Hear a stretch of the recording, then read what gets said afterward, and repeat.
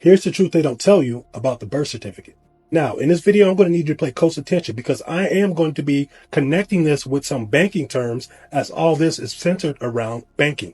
First things first, that birth certificate does not represent a living child. And here's how we can prove it. Book reference. The entity created at birth. Upon careful examination, you will find that all birth certificates have these things in common. 1. The name of the artificial person/entity is written in all capital letters.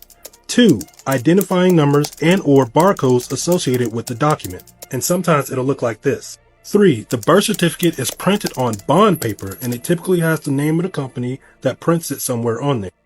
So for example, the one printed on my certified birth certificate is Northern Banknote Company.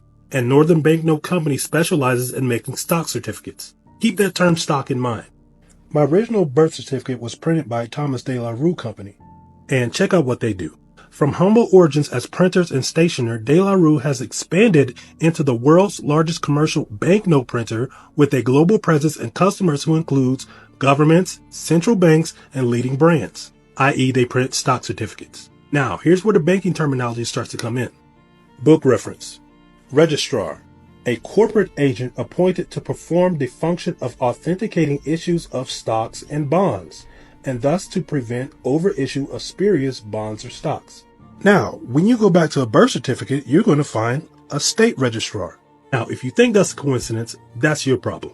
But let's continue. Number 4 is residence. Obviously, there are more identifying factors on the birth certificate. However, I want to focus on these 4 factors.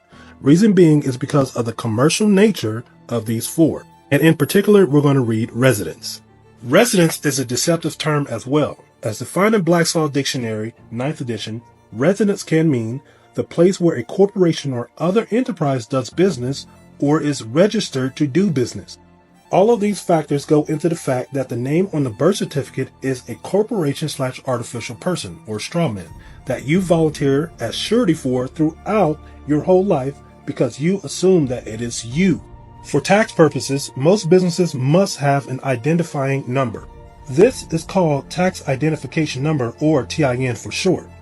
For the registered entity on the birth certificate is typically assigned a Social Security number, which is that registered entity's tax identification number. That registered entity or straw man is that one that has the same name as you, except it's in all capital letters. A bond by legal and banking definitions is typically defined as a certificate or evidence of indebtedness. Now, let's look at the definition of issue under UCC 3-105. Issue means the first delivery of an instrument by the maker or drawer, whether to a holder or non-holder, for the purpose of giving rights on the instrument to any person. Instrument means a negotiable instrument. And if you look at a birth certificate, it's always going to have an issue date.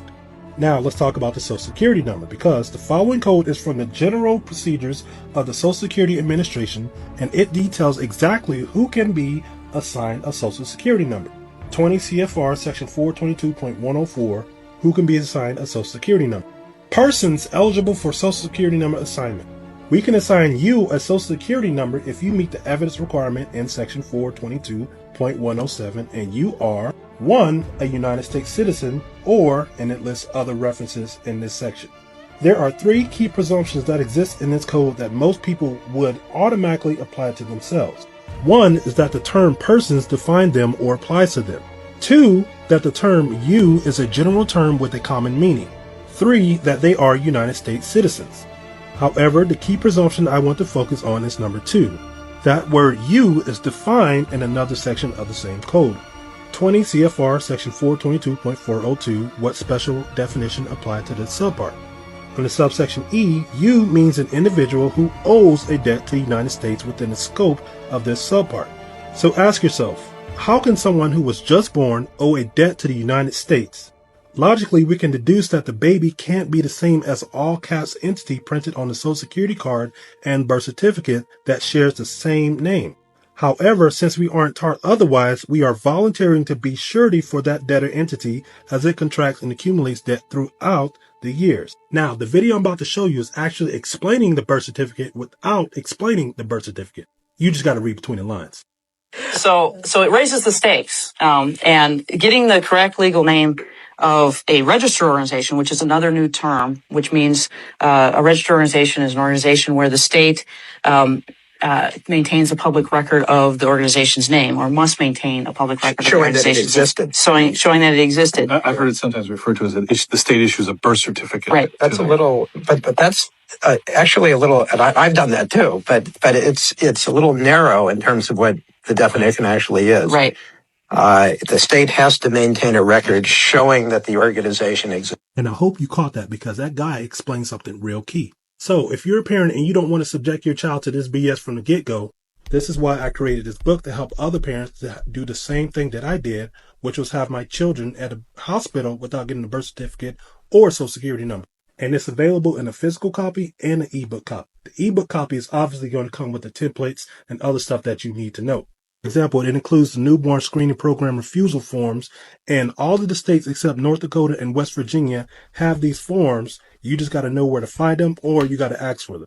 And that's just a little secret about the birth certificate. If you like this, please share this out and support the literature. Peace.